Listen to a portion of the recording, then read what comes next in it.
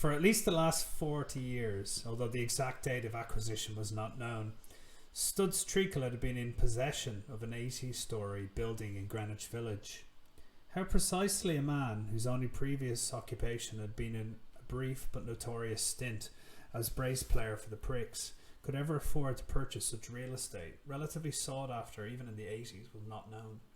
The more plausible theories ranged from aristocratic heritage of a vaguely East European origin to tales of a high-stakes poker game where a Russian oligarch, allegedly a big mover in the human organs trade, had seen Studs' 2 kidneys and raised him the keys to the Greenwich Village apartment block.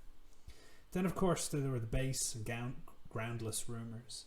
Studs was not a man who cared for rumour. He ran what he termed an open house for the open-minded. There was no form to fill in, and there was no stated entry criteria. Anyone in possession of a curriculum vitae or references of any sort would be rejected on principle. Fame likewise held no sway, and if there was one thing more repulsive than fame, then it was wealth.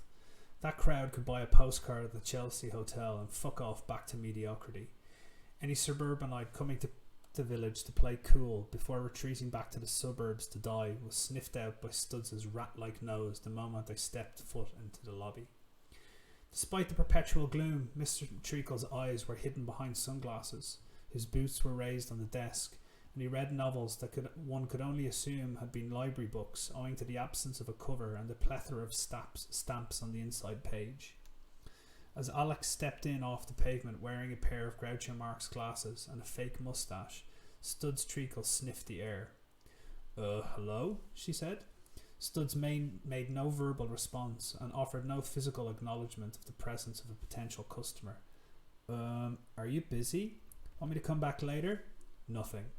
Then, according to the sheer dumb look that makes or breaks a maiden voyage in New York, her eyes adjusted to the thick gloom and noticed that the landlord was reading Down and Out in Paris and London.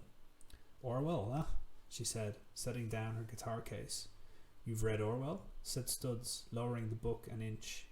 I've read that Orwell. You've been to Paris? How about you've been to New York?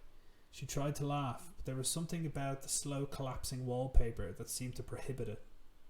Studs read to the end of the chapter without further comment. The low pulsing of a double bass started somewhere above. A guitar clanged to the floor. A woman poured forth a stream of Russian vitriol. Alex watched the stairwell and kept one hand on her possessions.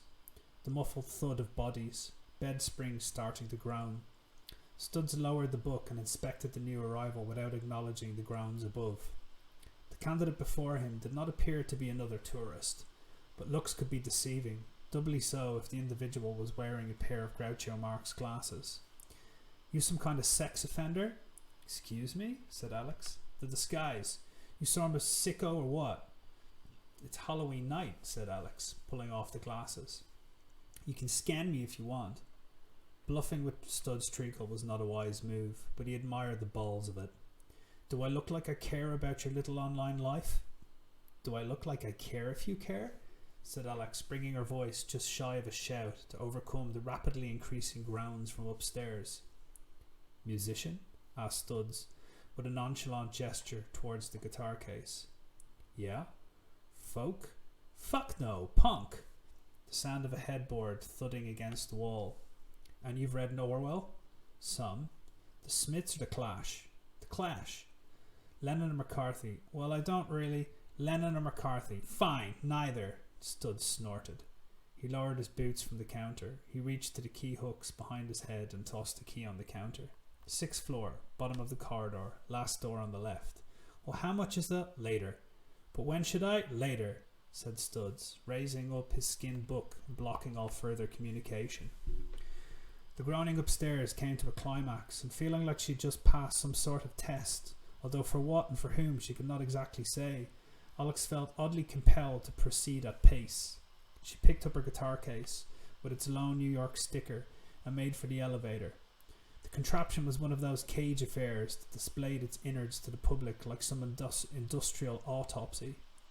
The LED screen, shipped in from 1982 or some other distant galaxy, read 3rd floor when the tin box was obviously here in the lobby. She pressed 6 and said her prayers. She was disgorged in a hallway serviced by a broken window with bits of broken plastic hissing in the glass. The room was everything she hoped for, an absolute and utter dive. A single bed that bowed in the centre, sheets you wouldn't cast over a dead hobo, a camping stove sitting on a microwave plonked on a fridge. The right wall was dominated by two large windows that, although intact, gave onto a brick wall. The couch along the rear wall had obviously spent some time down the back of an alleyway frequented by feral cats. In the gap between the couch and the rear wall was a piece of wood masquerading as a writing desk. On this was propped a computer of the sort Alex presumed to have gone extinct in 2005. Alex's first act was to pull the computer from the desk, put the screen and camera keyboard in a box, stuff the box with the dirty sheets, shove the box into the broom closet and wedge her guitar and rucksack up against the closet door. Then she removed the Groucho Marx disguise, had a good look around the room and smiled. It was a place her mother would cry to see her in. It was a place the pretenders back home in Shitsville, USA would never hack, but she would hack it. She was heavily armed for such circumstances. From her bag she unloaded Zen and the Art of Motorcycle Maintenance, A Confederacy of Dunces, The Amazing Adventures of Cavalier and Clay, a New York trilogy, and everything ever written by Oscar Wilde.